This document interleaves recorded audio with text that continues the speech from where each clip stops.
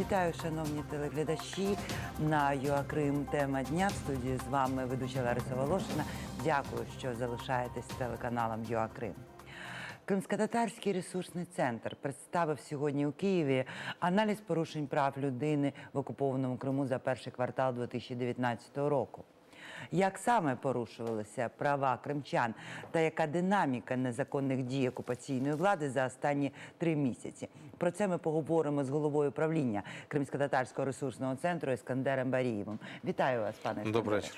Скажіть, будь ласка, 3 місяці після публікації минулої доповіді, яка показала, що російська окупаційна влада не збирається зупинятися, ба більше тиск саме на кримських татарів росте. Що зараз? Яка динаміка? Ну, на самом деле мы анализ готовим каждый месяц, но для того, чтобы была видна динамика и чтобы обобщить материал, мы каждые 3 месяца проводим пресс-конференцию, соответственно, показываем, демонстрируем графики, демонстрируем, вернее, диаграммы в виде столбцов и, соответственно, таким образом пытаемся показать, что же происходит на самом деле в Крыму. Так вот, если говорить о первом квартале 2019 года, то я бы сказал, что за период оккупации Крыма первый квартал 2019 года, он достаточно высокие цифры, если, допустим, сравнить с предыдущими годами. В первую очередь, я хочу сказать, что только за первый квартал было проведено 45 обысков, 52 задержания, 61 допрос, 97 арестов, 171 случай нарушения права на справедливый суд, 32 случая на наивысший достижимый уровень физического и психического здоровья. Ну и кроме того, зафиксировано 32 случая этапирования политических заключенных, то есть вывоз из оккупированного Крыма на территорию Российской Федерации. И 60 случаев незаконных заходов судов в порты Крыма.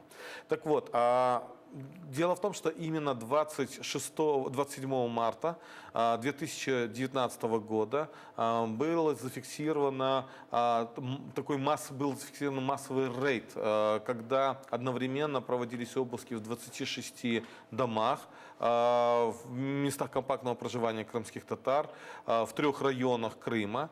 И эти обыски, они сопровождались, я бы сказал, таким вот цинизмом и жестокостью, потому что выламывались двери, разбивались стекла, заходили в дома. Кроме того, впервые было замечено, что ФСБ заранее подготовила литературу, запрещенную литературу, и пыталась подбросить, то есть подбрасывала литературу для того, чтобы вынести обвинения по отношению к людям. Це вдалося фіксувати саме цей момент, коли підкидалися? Ну, однозначно, люди об этом информируют, но дело в том, что нужно потом это все как бы протоколировать и собирать, и, соответственно, этим должны заниматься компетентные органы Украины. Но при всем том, в любом случае, нужно собирать данные для того, чтобы кейсы или все эти данные были подтверждены документально. Это протоколы обысков, чтобы на основании этих протоколов можно было дальше подавать заявления в европейские суды и в международные суды. Что было следующее, что было необычным в рамках этого рейда, это то, что сотрудники ФСБ, одетые по гражданке, находились среди людей, которые обычно приходят поддержать тех людей, у которых проводится обыск, и в том числе там присутствуют стримеры, и они фотографировали, снимали на камеру, и в том числе проводили провокации. И было 2 случая, когда 2 человека были задержаны именно во время обыска среди людей, которые пришли поддержать, и один из них был оштрафован, а другому вынесен адміністративний арест на 5 суток. Ну, от ми бачимо на плазмі, зараз у нас якраз кадри з цих обшуків, які знімали якраз громадські журналісти, люди небайдужі ті, що прийшли, і в принципі Вот если спрацювали. сравнивать с предыдущими годами или с предыдущими периодами, то я бы мог бы сравнить, допустим, когда были массовые обыски ровно год назад, в конце апреля 2018 года по делу крымско-татарских предпринимателей Рисуля Велиляева и Али Бариева. Тогда одновременно проводилось 33 обыска, как в домах предпринимателей и их родственников, так и на коммерческих объектах. Но чем отличаются эти случаи? В том случае все-таки обыски проводились на коммерческих объектах, а в этом случае все 26 обысков проводились именно в жилищах людей, и непосредственно таким образом были напуганы дети, жены, и, соответственно, это наводило определенный страх. Также я мог бы сравнить в какой-то степени по массовости, когда проводились рейды в кафе еще в 2016 году, или рейды в мечети и рейды на рынках, когда сотрудники ФСБ и полиция оцепляли целый рынок и, соответственно, потом задерживали людей и вывозили в комитет, в Следственный комитет для того, чтобы взять анализы слюны и Знову ж таки, отбор за що отпечатков можна пальцев. затримати людину, яка йде на ринку, от по ринку? Но здесь, я думаю, опять же, это были действия того периода. Сейчас в последнее время вроде бы мы не наблюдаем таких процессов, но были действия для того, чтобы запугать людей. Но в отличие от тех событий, тогда просто задерживали людей, у них делали отбор отпечатков пальцев и слюны, как я уже сказал, и отпускали. В данном случае мы видим, когда были арестованы 23 человека, эти 23 человека, они по сегодняшний день находятся в СИЗО. Тобто їх не випустили? Да, их до сих пор не выпустили.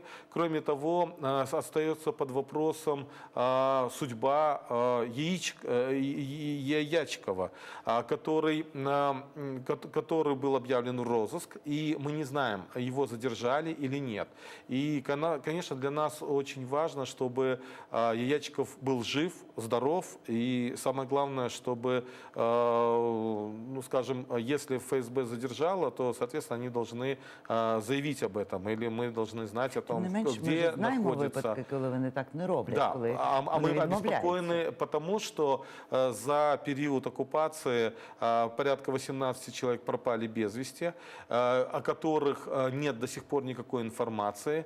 И поэтому для нас, конечно, очень важно, чтобы международные организации, авторитетные политики системно заявляли о тех, скажем, процессах, которые, о тех репрессиях, которые проводятся на территории Пане оккупированного Іскандере, Крыма. от ці 32 випадки порушення права на найвищий досяжний рівень фізичного та психічного здоров'я. Що це за категорія така? Это категория ООНовская, и она связана с какими фактами? Когда политзаключенному не оказывается медицинская помощь, когда оказывается физическое воздействие на человека, который во время задержания или во время, скажем, во время его этапирования, и, соответственно, элементы туртура во время нахождения в СИЗО. И мы видим, что действительно есть динамика роста. Если, к примеру, за такой же период 2018 года было 19 таких случаев, то сегодня мы наблюдаем за такой же период уже 2019 года 32. За весь 2018 год у нас было 57 случаев, то мы только за первые 3 месяца видим в этом году уже 32 случая. То есть, по сути дела, сами подходы и, я думаю, жестокость в отношении политических заключенных, она, наверное, растет. Сюда в том числе и включены психолого-психиатрические психологическая экспертиза. Яка є не це теж про що робили з Іллею Умєровим, я так розумію? Да, то, что Це примус. да, когда А чи є це насильно... заборонено в світі, такі речі, примусове ув'язнення в психіатричній лікарні? Но здесь со стороны, если мы будем опираться на российское законодательство, то они будут апеллировать тем, что это экспертиза, это не есть, скажем, давление на людей через как карательная психиатрия. И поэтому они на международных площадках, конечно, будут обосновывать это тем, что это просто обследование психического состояния того или иного подозреваемого или того или иного политзаключенного. Но в нашем случае мы считаем, что в принципе все люди, о которых идет речь, они психически адекватные, они и их обследование может быть, скажем, со стороны врача-психиатра на месте, я имею в виду... амбулаторно. Да, амбулаторно или непосредственно уже в камере, когда любой врач-психиатр может прийти и проверить адекватность этого человека. Но когда специально его кладут в психиатрическую больницу, то здесь, конечно же, мы все-таки это расцениваем как давление на человека, потому что находиться здоровому человеку неделю, и тем более не имеющего отношения к медицине, неделю в психиатрической больнице, я думаю, это не так просто.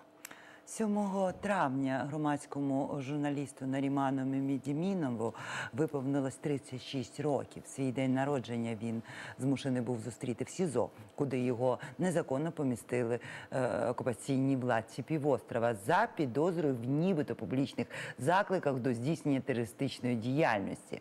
Це вже другий день народження, який він зустрічає у СІЗО. Сьогодні у анексованому Симферополі відбулося засідання із продовження міри запобіжного заходу для Мемедімінова до 15 червня. На місці працювала наша журналістка Олександра Єфіменко, яка зараз з нами на зв'язку. Вітаю вас, пані Олександра. Скажіть, будь ласка,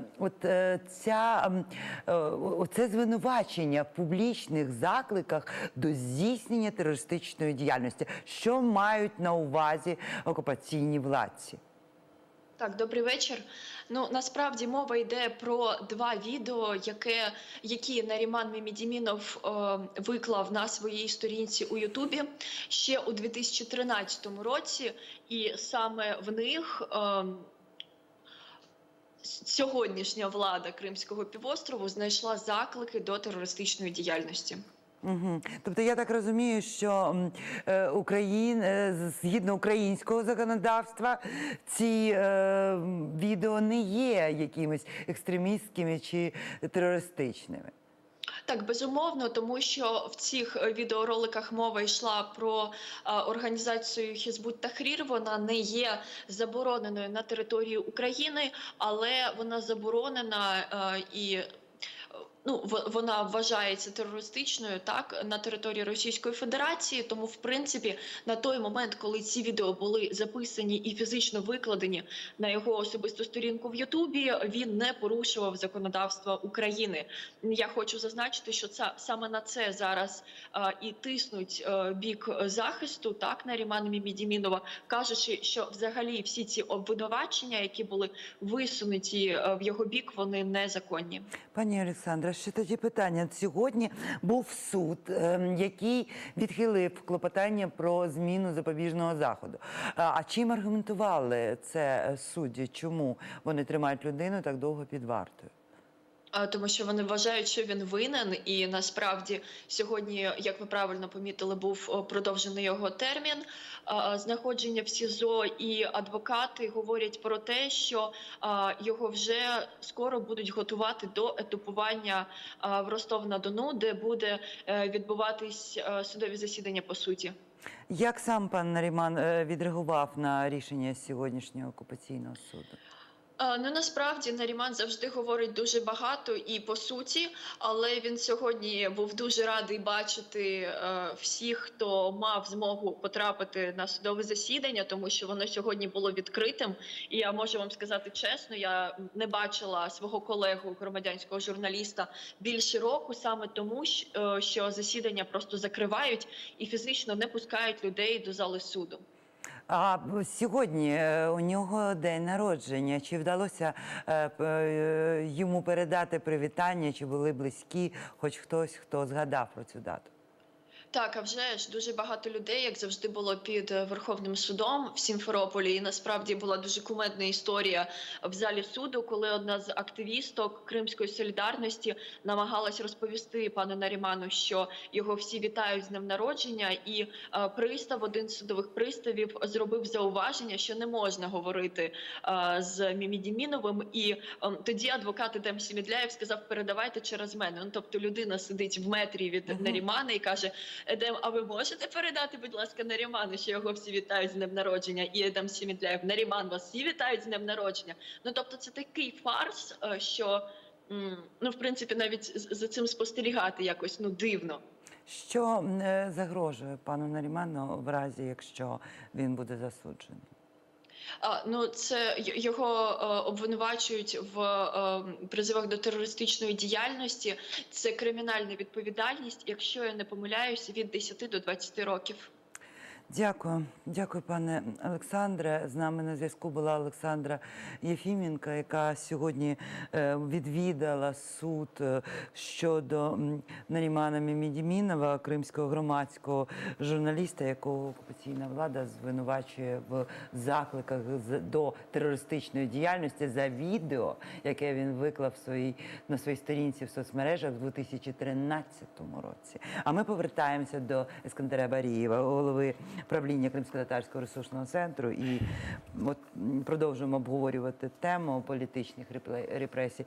Пане Ескандере, скажіть, будь ласка, от ця історія, слухайте, це суперечить праву, це суперечить всьому, чому тільки можливо. Росія в 13-му році не мала ніякого права. Взагалі, вона не може судити людину за те, що нібито він вчинив злочин в 13-му році, коли вона не мала під юрисдикцією Кримський півострів. І тут же ще є такий момент, а хто постраждали в такому разі? Будь-яка справа передбачає, що постраждалим є або фізична особа, або держава. Ну, це зрозуміло, коли держава звинувачує когось в закликах до терористичної діяльності, я можу це зрозуміти, але я не можу зрозуміти, в той момент російської держави на Кримському півострові не було. Наскільки взагалі розповсюджена от саме така практика, коли хочемо, тоді судимо? Ну, на самом деле, это не первый случай, когда человека обвиняют за действия, которые он совершал еще до периода контроля Российской Федерации над оккупированным Крымом. И это еще раз подтверждает то, что Российская Федерация сегодня, как страна-агрессор, как страна-оккупант, она делает все, чтобы изыскивать, высасывать из пальца, я бы даже сказал бы, ту или иную проблему для того, чтобы осудить людей. И в первую очередь это касается крымско-татарского народа и украинцев, и проукраинских активистов. Я думаю, что это больше связано с тем, чтобы больше запугивать людей, создавать условия для того, чтобы люди самостоятельно, добровольно покидали Крым, потому что для Российской Федерации важен Крым как плацдарм. И Российская Федерация делает все, чтобы все неугодные люди, которые проживают на территории Крыма, покидали его. Або зайві люди. Там забагато людей для окупаційної влади. Як говорив нам, я вам нагадаю, Юрій Смілянський, він говорив про те, що на військовій базі не потрібні ці мільйони людей.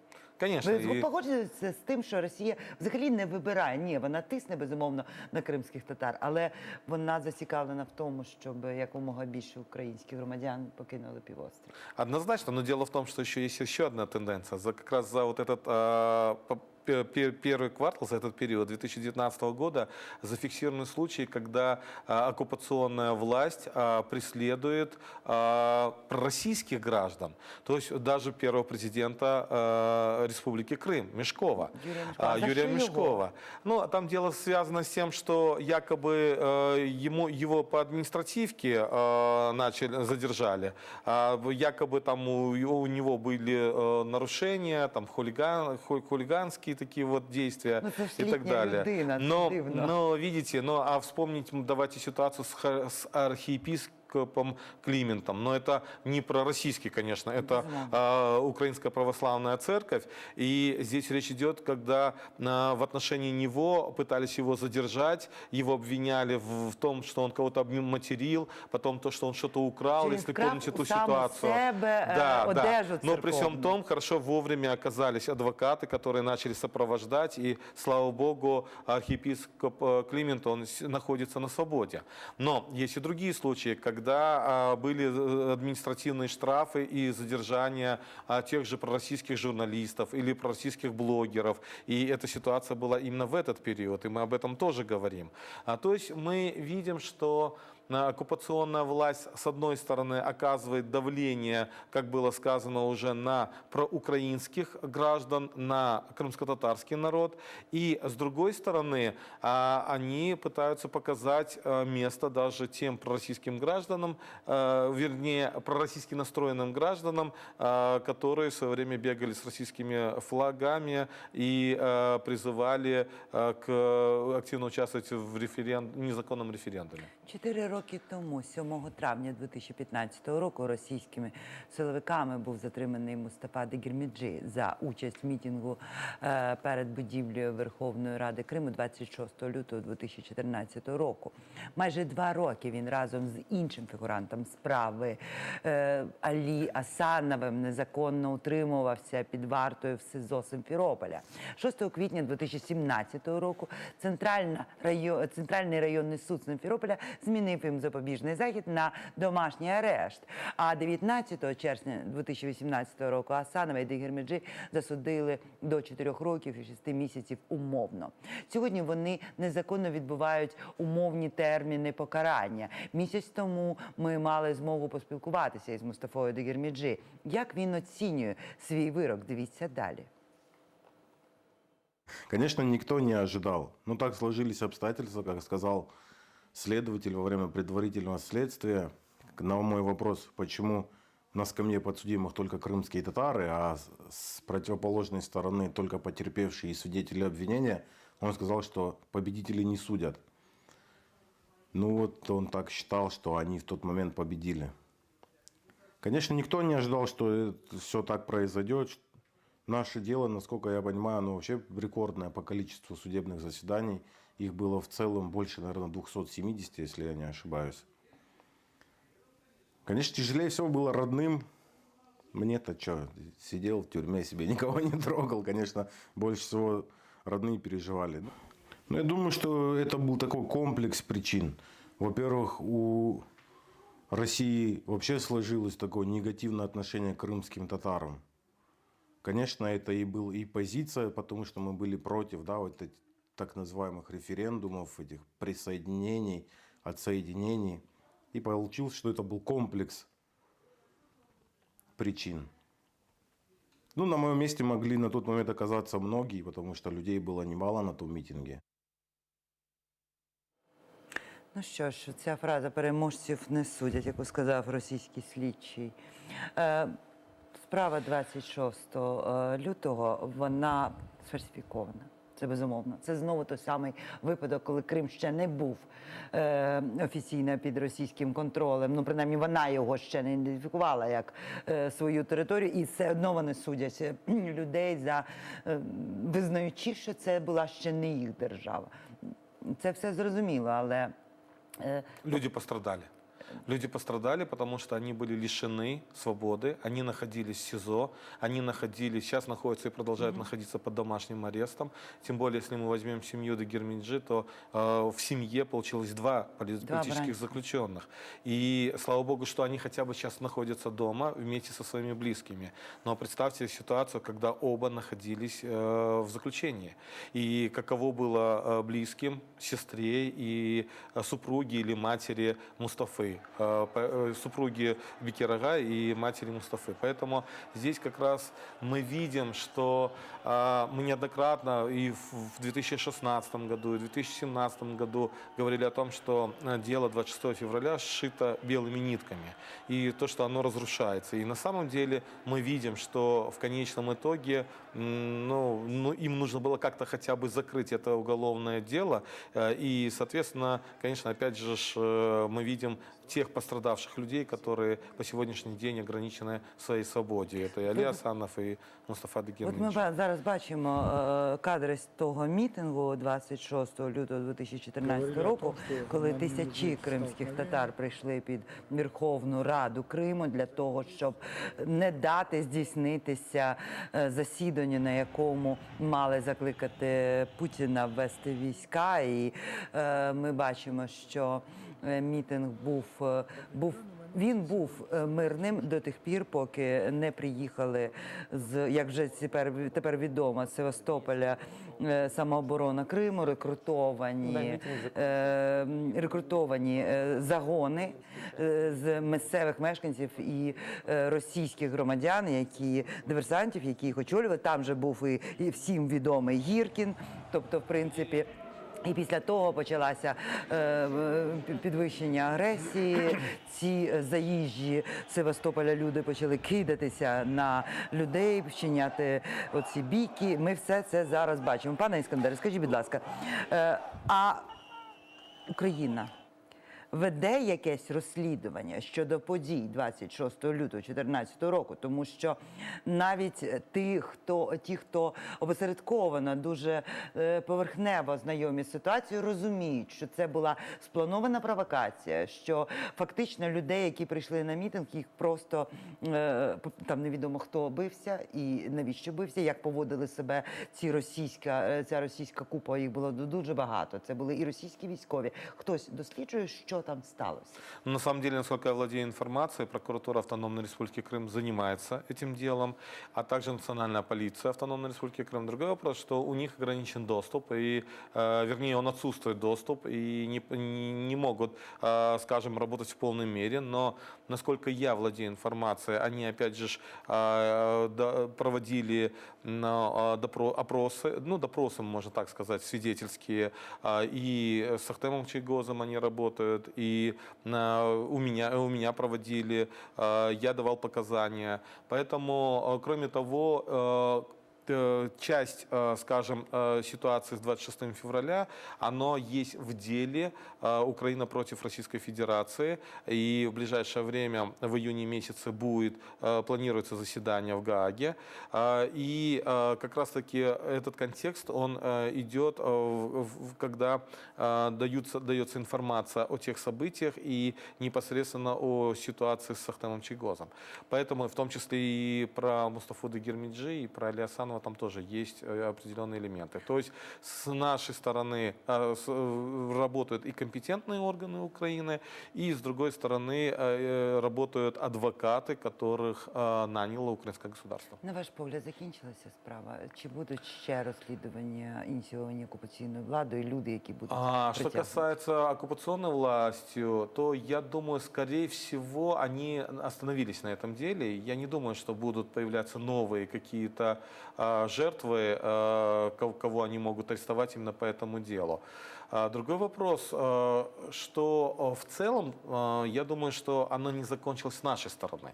Потому что, я считаю, мы как правозащитники, мы как активисты должны добиваться того, чтобы это дело было расследовано до конца, и те люди, которые лишили свободы Мустафу Дагерменджи, Али Асанова, Ахтема Чайгоза, преследовали десятки людей, они, конечно, должны сесть сесть на скамью подсудимых рано или поздно. Будет ли это через 5 лет, через 10 лет или через 20 лет, но это мы должны довести до ума. Дякуємо. Подякуємо нашому гостеві. З нами був Іскандер Барієв, голова правління Кримсько-татарського ресурсного центру. І перед тим, як передати слово випуску новин кримсько-татарською мовою з Євгенією Опікуновою, я хотіла би ще раз акцентувати увагу на словах пана Іскандера про те, що ця справа не буде закінчена до тих пір, поки не будуть засуджені ті, хто ініціював переслідування людей в окупованому Криму, принаймні в тому числі і по справі 26 лютого, і по багатьох інших справ, тому що постраждалих десятки, сотні, тисячі. І це дуже жахливі цифри. З вами була Лариса Волошина. На цьому я з вами прощаюся. Для того, щоб завжди бути в курсі подій, підписуйтесь на нашу сторіночку в Фейсбуці. На все добре.